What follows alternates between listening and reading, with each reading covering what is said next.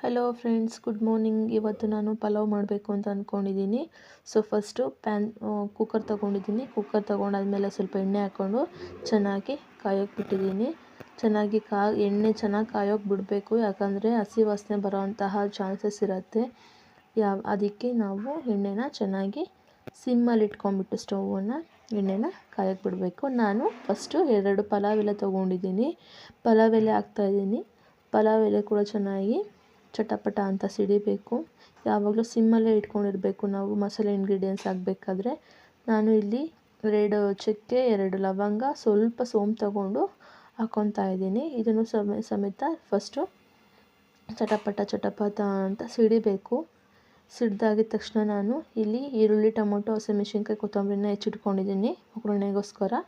First ನಾನು ಇಲ್ಲಿ ಹಸಿಮೆಣಸಿನ್ಕಾಯಿನ ಹಾಕ್ತಾಯಿದ್ದೀನಿ ಖಾರಕ್ಕೋಸ್ಕರ. ಸೊ ಹಸಿಮೆಣಸಿನ್ಕಾಯಿ ಸಮೇತ ಚಟಪಟ ಅಂತ ಸಿಡಿಬೇಕು ಖಾರ. ಆವಾಗ ಅದು ಹಸಿಮೆಣಸಿನ್ಕಾಯಿ ಎಣ್ಣೆಲಿ ಫ್ರೈ ಆದಷ್ಟು ಖಾರ ಬಿಡುತ್ತೆ. ಅದಾಗಿದ ತಕ್ಷಣ ಈರುಳ್ಳಿ ಹಾಕ್ಕೊತಾ ಇದ್ದೀನಿ.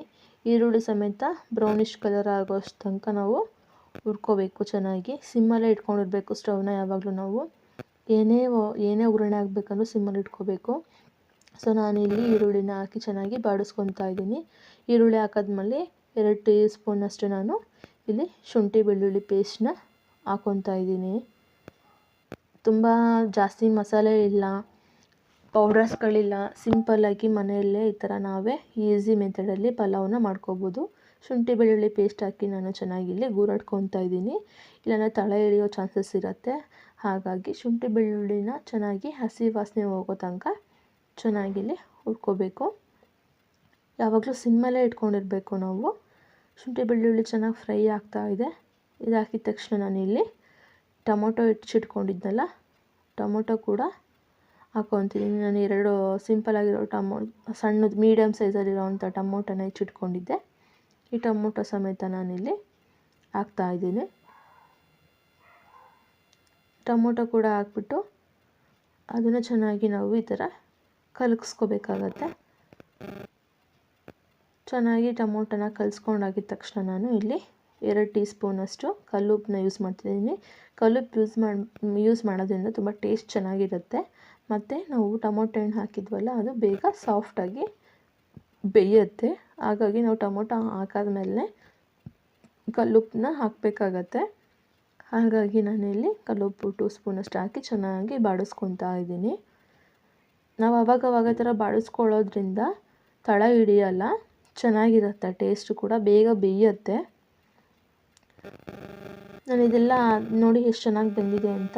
ಇದೆಲ್ಲ ಮಾಡ್ಕೊಳ್ತೀನಿ. ನಾನು ಇಲ್ಲಿ ಬೀನ್ಸು, ಆಲೂಗಡ್ಡೆ, ಕ್ಯಾರೆಟ್ನ ಸಣ್ಣದಾಗಿ ಚಾಪ್ ಮಾಡ್ಕೊಂಡಿದ್ದೆ, ಅದು ಕೂಡ ಹಾಕ್ತೀನಿ. ನೋಡಿ ಟೊಮೊಟೊ ಹಣ್ಣೆಲ್ಲ ಹಾಕಿದ್ದೀವಿ. ಒಗ್ಗರಣೆ ಚೆನ್ನಾಗಿ ಬಾಡಿಸ್ಕೊಂಡಾದ್ಮೇಲೆ ನಾನು ಇಲ್ಲಿ ಕ್ಯಾರೆಟು, ಬೀನ್ಸು, ಆಲೂಗಡ್ಡೆನ 2 ಸಲ ವಾಶ್ ಮಾಡ್ಕೊಂಡಿದ್ದೇನೆ, ಅದನ್ನು ಹಾಕ್ತಾಯಿದ್ದೀನಿ. ಇದೆಲ್ಲ ಹಾಕಿ ಚೆನ್ನಾಗಿ ಮಿಕ್ಸ್ ಮಾಡ್ಕೋಬೇಕಾಗತ್ತೆ. ಚೆನ್ನಾಗಿ ಈ ಥರ ಮಿಕ್ಸ್ ಮಾಡ್ಕೋಬೇಕಾಗತ್ತೆ. ಈರುಳ್ಳಿ, ಟೊಮೊಟೊ, ಶುಂಠಿ ಬೆಳ್ಳುಳ್ಳಿ ಜೊತೆ ಇದನ್ನು ಚೆನ್ನಾಗಿ ಈ ಥರ ಮಿಕ್ಸ್ ಮಾಡ್ಕೊಂಡಿದ್ದ ತಕ್ಷಣ ಒಂದು ಚಿಟಿಕೆ ಅರಿಶಿನ ಪುಡಿನ ಇದಕ್ಕೆ ಈ ಥರ ಹಾಕಬೇಕಾಗತ್ತೆ. ಯಾಕಂದರೆ ಕಲರಿಗೋಸ್ಕರ ತುಂಬ ಚೆನ್ನಾಗಿರುತ್ತೆ ಕಲರು. ಆ್ಯಂಟಿಸೆಪ್ಟಿಕ್ ಕೂಡ ಇದು. ಹಾಗಾಗಿ ಏನೇ ಫಂಗಲ್ ಇನ್ಫೆಕ್ಷನ್ ಕೂಡ ಏನೂ ಆಗೋಲ್ಲ. ಹಾಗಾಗಿ ಅಡುಗೆಯಲ್ಲಿ ಅರಿಶಿನ ಪುಡಿನ ಯೂಸ್ ಮಾಡ್ತಾರೆ. 1 ಲೋಟ ಅಷ್ಟು ನಾನು ಅಕ್ಕಿನ ಇಲ್ಲಿ ತೊಳೆದಿಟ್ಕೊಂಡಿದ್ದೆ, ಇದನ್ನು ಹಾಕಿದ್ದೀನಿ. ಅಕ್ಕಿ ಹಾಕಿದ ತಕ್ಷಣವೇ ಮಿಕ್ಸ್ ಮಾಡೋಕ್ಕೆ ಹೋಗಬಾರ್ದು. ಯಾಕೆ ಅಂದರೆ ಅಕ್ಕಿ ನೆಂದಿರುತ್ತೆ, ತೊಳ್ಕೊಂಡಿರ್ತೀವಲ್ಲ. ಹಾಗಾಗಿ ನೆಂದಿರೋ ಅಕ್ಕಿ ಹಾಕಿದಾಗ ಅದು ಸಣ್ಣಕ್ಕೆ ಪುಡಿ ಆಗೋ ಚಾನ್ಸಸ್ ಇರುತ್ತೆ. ಅನ್ನ ಕೂಡ ಉದ್ರುದ್ರಿಯಾಗಿ ಬರೋಲ್ಲ. ಹಾಗಾಗಿ ನಾವು ಯಾವಾಗಲೂ ಅಕ್ಕಿ ಹಾಕಿದ ತಕ್ಷಣ ಒಂದು 2 ಮಿನಿಟ್ಸ್ ಬಿಡಬೇಕು.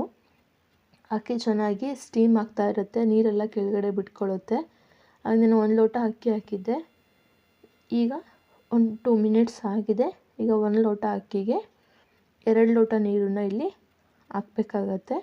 ಯಾವಾಗಲೂ ನಾವು ಅಕ್ಕಿ ಹಾಕಿದ ತಕ್ಷಣ ಮಿಕ್ಸ್ ಮಾಡದೆ ನೀರೆಲ್ಲ ಹಾಕಾದ್ಮೇಲೆ ನಾವು ಇಲ್ಲಿ ಮಿಕ್ಸ್ ಮಾಡಬೇಕಾಗತ್ತೆ. ಇಲ್ಲಿ 2 ಮಿನಿಟ್ಸ್ ಆಗ್ತಾಯಿದೆ. ನಾನೀಗ 1 ಲೋಟ ಫಸ್ಟಿಗೆ ಹಾಕಿದ್ದೀನಿ. ಈಗ ಇನ್ನೊಂದು ಲೋಟ ಹಾಕಿ 2 ಲೋಟ, 1 ಲೋಟ ಅಕ್ಕಿಗೆ 2 ಲೋಟ ನೀರು ಹಾಕಿ ಇಲ್ಲಿ ಚೆನ್ನಾಗಿ ಮಿಕ್ಸ್ ಮಾಡ್ತಾ ಇದ್ದೀನಿ. ನೋಡಿ ಫ್ರೆಂಡ್, ಈ ಥರ ಮಿಕ್ಸ್ ಮಾಡಿ ನಾವು ತಕ್ಷಣ ಲಿಡ್ಡನ್ನು ಕ್ಲೋಸ್ ಮಾಡಬಾರ್ದು. ಒಂದು 2 ಮಿನಿಟ್ಸ್ ಬಿಟ್ಟು ಅದು 1 ಕುದಿ 2 ಕುದಿ ಬರೋ ತನಕ ನೋಡಬೇಕು. ಉಪ್ಪು ಖಾರ ನೋಡಿದೆ ಫಸ್ಟು ಕರೆಕ್ಟ್ ಇದೆಯಂತೆ, ಕರೆಕ್ಟಾಗಿದೆ. ಇದನ್ನು ನಾವು ಕುದಿಯೋಕ್ಕೆ ಬಿಡಬೇಕು.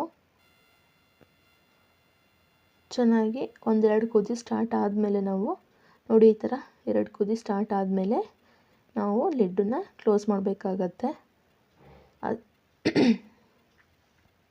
ಈಗ ಲಿಡ್ ಕ್ಲೋಸ್ ಆಗಿ 2 ವಿಷಲ್ ಬರಬೇಕು. ನೋಡಿ 2 ವಿಷಲ್ ಕೂಡ ಬಂತು. ಇವಾಗ ನಾವು ಲಿಡ್ಡನ್ನು ಹಾಗೆ ತೆಗಿಬಾರ್ದು. ವಿಷಲ್ನ ಸ್ವಲ್ಪ ಹೇರ್ ಪಾಸ್ ಆದಮೇಲೆ ತೆಗೆದು ಆಮೇಲೆ ಲಿಡ್ ತೆಗೆದ್ರೆ ನೋಡಿ ಫ್ರೆಂಡ್ಸ್, ತುಂಬ ಚೆನ್ನಾಗಾಗಿದೆ. ಯಾವಾಗಲೂ ಕುಕ್ಕರಿಂದ ಮಾಡಿದಾಗ ತರಕಾರಿ ಎಲ್ಲ ಮೇಲಿರುತ್ತೆ, ಹಾಗಾಗಿ ಒಂದ್ಸಲಿ ನಾವು ಕಲಿಸ್ಕೋಬೇಕಾಗತ್ತೆ.